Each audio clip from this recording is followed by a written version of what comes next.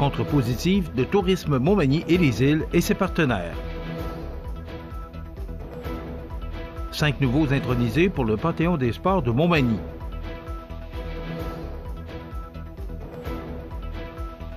Nouveau projet pour prioriser le leadership des femmes aînées.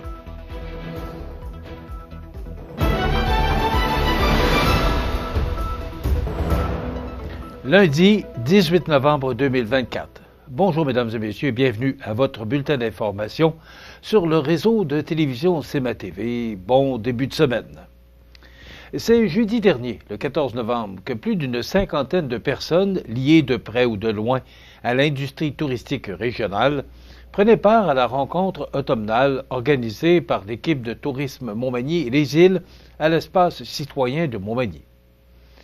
En partenariat avec le Centre d'aide aux entreprises Montmagny-Lillet, cette rencontre, contrairement aux éditions antérieures, où la présentation du bilan de saison et les conférences étaient à l'honneur, misait davantage sur la créativité et l'imagination des participants mis à contribution lors d'ateliers animés portant sur le co-développement, les orientations touristiques et les matchs improbables. La journée, qui débutait par le bilan touristique annuel de la région dressé par Tourisme Chaudière-Appalaches, était ponctuée d'ateliers variés, dont le premier abordait le thème du co-développement. Cet atelier visait particulièrement, à partir de diverses mises en situation inspirées d'opportunités touristiques, de problématiques ou d'enjeux communs tels que la forfaitisation, le développement durable, les changements climatiques et l'intelligence artificielle, à partager des expériences et surtout à trouver collectivement des solutions. Un exercice de match improbable a été mené, inspiré par la présentation du concept des escapades mis en place dans la MRC de Lillet au printemps 2023. L'objectif vise, entre autres, à créer de nouvelles collaborations entre entreprises. Un exercice de match improbable a été mené. Les participants étaient, entre autres, invités à imaginer des partenariats improbables qu'ils aimeraient voir se concrétiser pour diversifier l'offre touristique tout en créant des expériences uniques aux visiteurs. Consultante pour Tourisme Montmagny et les îles, Catherine Couillard a profité de cette rencontre automnale pour recueillir quelques données importantes pour l'aider à jeter les bases de la politique touristique en cours d'élaboration. Les participants ont d'abord dû sélectionner, parmi une dizaine de propositions, les 3 tendances touristiques actuelles qui devraient être priorisées et ont été invités à faire le même exercice en identifiant, cette fois, les 3 principaux défis de l'industrie et, enfin, choisir, parmi une trentaine de mots, les 3 qui caractérisent le plus notre région. Pour le CAE Montmagny-Lillet, collaborer à un tel événement est une occasion précieuse de soutenir directement les entreprises touristiques de notre région. Ces rencontres favorisent non seulement des partenariats stratégiques, mais elles renforcent aussi le tissu économique local en mobilisant des acteurs clés autour d'une vision commune pour le développement de notre communauté, de conclure Mireille Thibault, directrice générale du CAE Montmagny-Lillet. Les résultats de ces ateliers et les données compilées seront révélatrices et devraient contribuer à donner des orientations efficaces à l'organisme Tourisme Montmagny et les îles pour les prochaines années. C'est cette semaine que 5 nouveaux intronisés feront leur entrée au Panthéon des sports de Montmagny.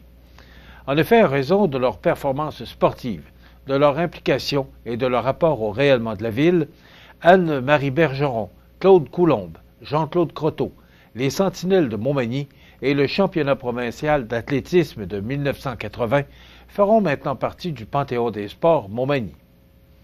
Dans la catégorie athlètes, 2 athlètes ont été choisis, soit la gymnaste d'exception Anne-Marie Bergeron, qui a connu une carrière auréolée de succès, et l'athlète Claude Coulombe, qui a décidé de se prendre en main alors qu'il éprouvait des problèmes de santé, en courant un premier marathon à l'âge de 39 ans.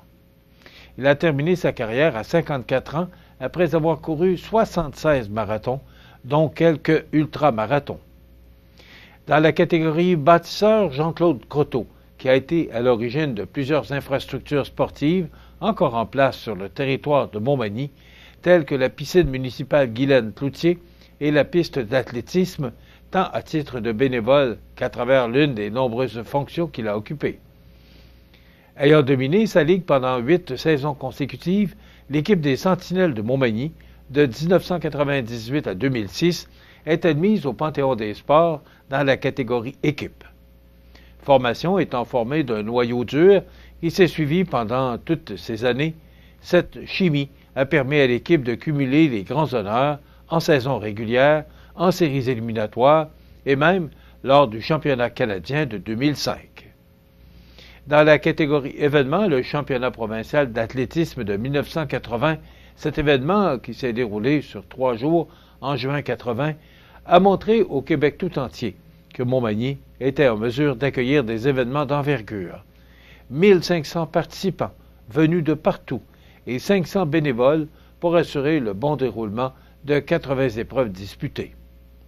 Rappelons que les 5 intronisés recevront un trophée lors d'une cérémonie intimiste organisée spécialement pour eux ce jeudi 21 novembre à l'espace citoyen pour souligner leur entrée au Panthéon des sports de Montmagny. Nouveau projet pour prioriser le leadership des femmes aînées. On vous revient après la pause. Bingo! Ce dimanche 24 novembre, assistez au bingo des Chevaliers de Colomb de Montmagny au sous-sol de l'église Saint-Thomas. 1500 $ en prix, dont 500 $ pour la carte pleine et 250 $ pour le Bonanza. Les portes ouvrent à midi. Noël, c'est pour tout le monde. Bureau Pro Citation vous invite à offrir un cadeau à un enfant avec son arbre enchanté. Rendez-vous en magasin pour choisir un cadeau à offrir dans l'arbre enchanté Bureau Pro Citation. Les cadeaux seront remis au Havre des femmes dans le cadre de leur volet Prévention Jeunesse. Informez-vous auprès de l'équipe de Bureau Pro Citation Montmagny. Cette année, aux fêtes, semez la joie autour de vous avec l'arbre enchanté, une collaboration d'Humano Médical et CEMA TV. Ces jours-ci, à votre Légion locale, on fait les choses différemment, avec pour mission de soutenir les vétérans, de s'amuser et d'accueillir tout le monde dans nos rangs. Pas besoin d'être un vétéran pour adhérer à la Légion. En tant que membre, vous vous joindrez à des milliers d'autres au service de nos vétérans, nos communautés et notre pays. Et grâce à notre programme Member Perks, vous économiserez des milliers en magasins, au restaurant et sur des produits et services dans tout le pays. Adhérez à la Légion.ca. Vous regardez CEMA TV, le réseau de l'information sur la Côte-du-Sud. Le réseau des groupes de femmes de Chaudière-Appalaches annonçait vendredi dernier le démarrage d'un tout nouveau projet financé par Femmes et Égalité des genres Canada, le leadership des femmes aînées en Chaudière-Appalaches. Ce projet de changement systémique s'étalant sur 20 mois permettra au réseau des groupes de femmes de Chaudière-Appalaches de mettre en place les recommandations du rapport de recherche-action réalisé dans le cadre du précédent projet Stop à l'agisme envers les femmes en Chaudière-Appalaches, qui avait pour objectif de s'attaquer aux causes structurelles de l'isolement et de la mise à l'écart des femmes aînées en Chaudière-Appalaches. Avec le projet Le leadership des femmes aînées en Chaudière-Appalaches, notre but est de permettre aux femmes de 65 ans et plus de participer activement aux activités sociopolitiques de la région, explique Karine Drolet, directrice générale du regroupement. Pour ce faire, le réseau des groupes de femmes de Chaudière-Appalaches réalisera, pour ne nommer que quelques exemples, une campagne de mobilisation régionale, favorisera le développement d'activités de rapprochement intergénérationnel et brossera un portrait de l'implication des femmes aînées de la région afin de sensibiliser les entreprises à la réalité de ces dernières. À terme, le projet encouragera l'inclusion sociale des femmes de 65 ans et plus, entre autres, par l'augmentation de leur présence sur divers conseils et comités, et par le développement de structures sociales qui incluent toutes les femmes, dont les aînées.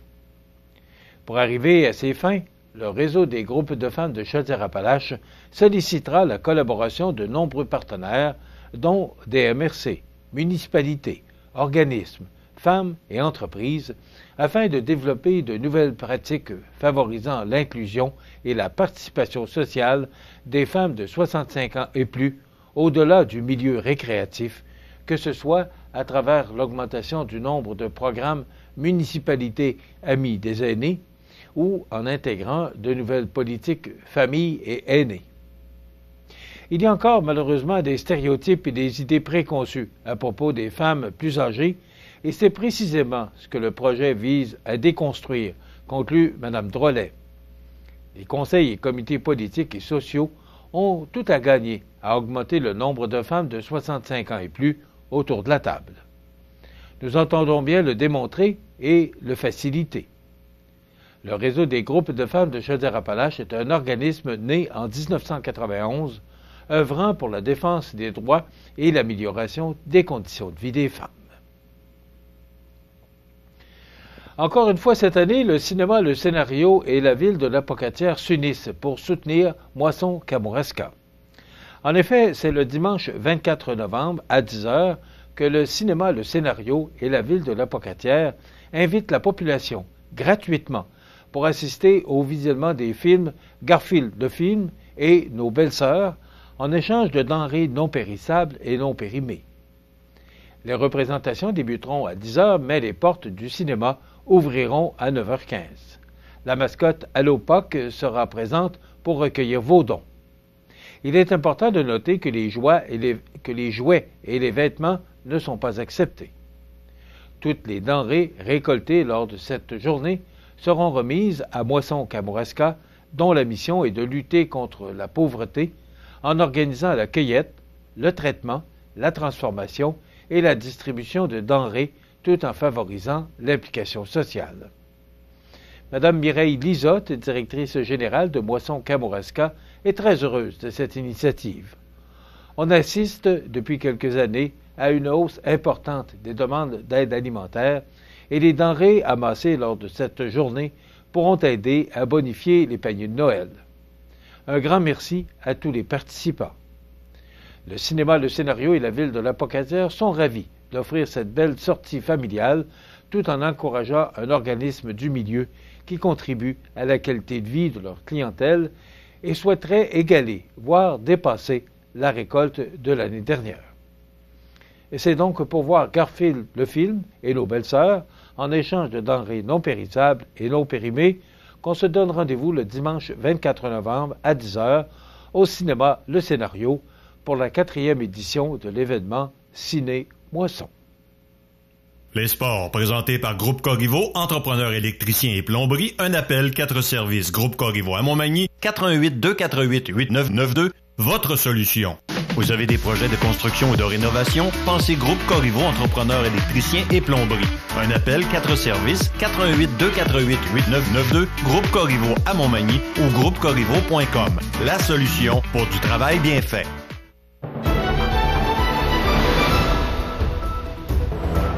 Au sport, voici les résultats des ligues de hockey junior 3A et junior 2A de la dernière fin de semaine. D'abord, du côté de la Ligue junior 3A, vendredi soir, la formation sud-côtoise l'Everest accueillait les Cobras de Terrebonne. Dan Chrétien a marqué l'histoire de la concession en disputant un 134e match avec l'équipe, mais les Cobras de Terrebonne ont quelque peu gâché la fête avec le tour du chapeau de Hugo Cahl pour l'emporter 4-1. L'Indigo de Granby recevait l'Everest dimanche après-midi. La troupe de Simon Labrec l'a emporté 4-3 contre les locaux. Maintenant, dans la Ligue junior 2A, défaite de 6-3 du Caron Industrie de Montmagny face au La Fontaine de Bellechasse.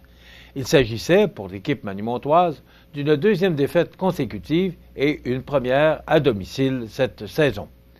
Le joueur du match Promutuelle Assurance Côte-Sud est remis au défenseur Zachary Giroux.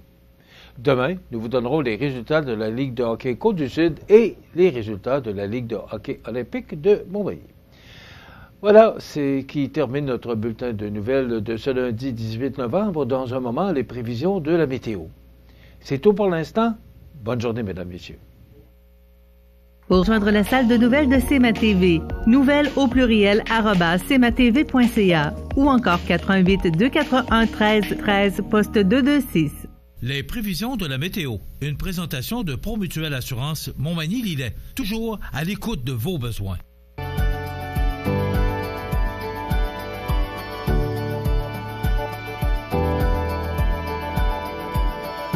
Êtes-vous Promutuelle Assurance?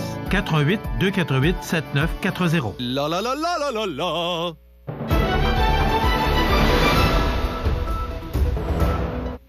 Alors, samedi, c'était moyen. Hier, c'était vraiment une belle journée. Mais c'est, moi, ce que je retiens, c'est vendredi. On ne se passait pas au mois de novembre. Vraiment, là, une belle fin de semaine. On peut dire là, que ça a été une belle fin de semaine. Samedi, c'était plus nuageux, mais quand même, vendredi et dimanche, là, c'était deux belles journées d'automne. Maintenant, si on regarde l'image de satellite, ben là, on remarque cette masse nuageuse au-dessus de la côte du Sud. Et si on regarde l'image radar, ben voilà, il y a des précipitations, pas beaucoup, et ça devrait se terminer quand même rapidement aujourd'hui, mais ce sera quand même un peu venteux. Donc, si on retient les grandes lignes de la météo pour aujourd'hui, lundi 18 novembre, on parle de quelques averses de pluie qui devraient cesser en matinée, généralement nuageux par la suite avec 30% de probabilité d'averses de pluie, un risque de pluie verglaçante tôt ce matin, donc je pense que c'est écarté pour ces possibilités de risque de pluie verglaçante. Maximum de 5 degrés. Ce soir, la nuit prochaine, généralement nuageux, minimum de 3. Demain, mardi, c'est généralement nuageux, avec un maximum de 6 degrés. Mercredi, ça demeure nuageux, avec un maximum de 6. Jeudi, 21 novembre, de la pluie intermittente avec un maximum de 6 degrés. Et pour vendredi, de la pluie, du temps venteux avec un maximum de 5 degrés. Donc, vous remarquerez que les températures demeurent quand même élevées alors que les normales de saison à ce temps-ci de l'année sont de 1 le jour et moins 7 la nuit. Le soleil s'est levé à 6h51 ce matin et se couchera à 16h04. Il fait actuellement 2 degrés à l'extérieur des studios de CMA-TV. Les vents soufflent de direction sud à 11 km/h. L'humidité est à 74 % et la pression barométrique est à 100,8 kPa. Maintenant, pour le bateau qui fait la navette entre Montmagny et l'île aux Grues. Donc, le premier départ était à 7h15 ce matin. Les prochains seront à 16h et 19h15. Et pour les traversées, en direction de l'île aux Grues, départ de Montmagny, il y a un départ qui vient de s'effectuer à 8h15. Les prochains départs seront à 16h45 et à 20h. Donc, c'est du temps nuageux presque toute la semaine et ce sera plus avec des précipitations pour jeudi et vendredi. Le menu de notre émission de ce 18 novembre, dans un moment, on apprendra comment monter une mouche pour la pêche à la mouche avec nos invités François Boucher et Charles Proux, respectivement président et vice-président du Club des mouches de Montmagny. Et on recevra également Mme Nancy Dubé, directrice générale de la Chambre de commerce Kamouraska-Lillet, qui viendra nous parler des certificats cadeaux là, que la ville de La-Pocatière met en avant pour inciter l'achat local. Donc, elle nous jasera là, de cet objectif encore intéressant au cours de l'année. Alors, il y aura bien sûr, on jasera d'actualité. C'est le menu de cette émission du 18 novembre. Je vous souhaite donc une bonne émission à notre antenne.